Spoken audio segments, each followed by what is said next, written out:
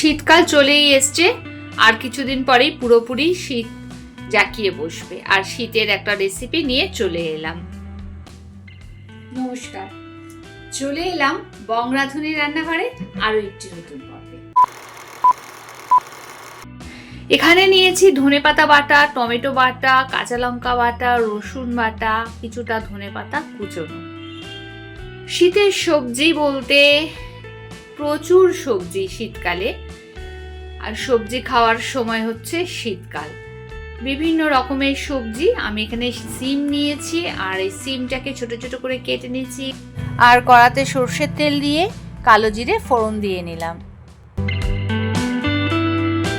সিমটাকে ভেজে নিতে হবে।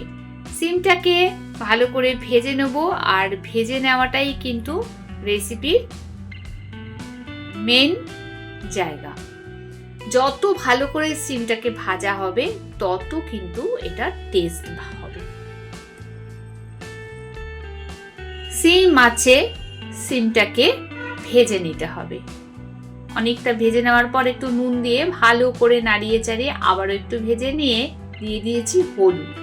হলুদটা দিয়েও আবারও ভালো করে ভেজে নেব। খালি ভাজার ওপরেই আজকের এই রেসিপিটা রেডি হবে। এইভাবে ভাজতে ভাজতে বেশ কিছুটা যখন মজে গেছে সিমটা, সেই সময় এখানে একটা গোটা রসুন বাটা আমি দিয়ে দিলাম। রসুনটাকে আমি খোসা ছাড়িয়ে পেস্ট করে নিয়েছি, আর এই রসুনটাকে দিয়ে এইবার এই যে সিমের মধ্যে যে তেল দিয়েছিলাম, সিমটা সাইডে সরিয়ে নিয়ে আর এই রসুনটাকে খুব ভালো করে ভেজে নিচ্ছি। এক এক করে সব মশলাগুলো অ্যাড করব। এখানে রসুনটা প্রথমে ভাজার পর এখানে দিয়ে দেবো টমেটো।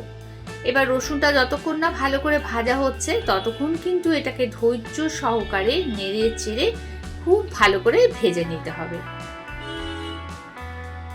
এরপর আবারও মাঝখানটা খালি করে নিয়েছি, নিয়ে এখানটা আমি একটা গোটা টমেটো রয়েছে এখানে পেস্ট করেছিলাম, তখন আমি অর্ধেকটা দিচ্ছি, অর্ধেকটা দিয়ে ভালো করে ভেজে নিচ্ছি। আবারও সবটুকু একসঙ্গে খুব ভালো করে নেড়ে চেড়ে ভেজে নেব।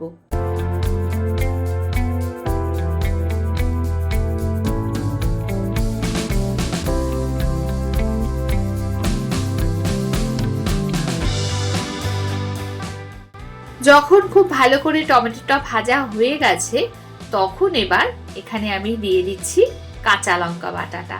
একটাই কাঁচা লঙ্কা এখানে আমি পেস্ট করে নিয়েছি।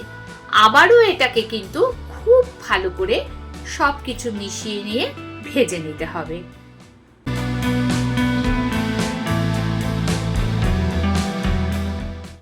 আর বাকি টমেটোটা এখন দিয়ে দিলাম, দিয়ে ওটাকে মিশিয়ে নিয়ে আবারও ভেজে নেব।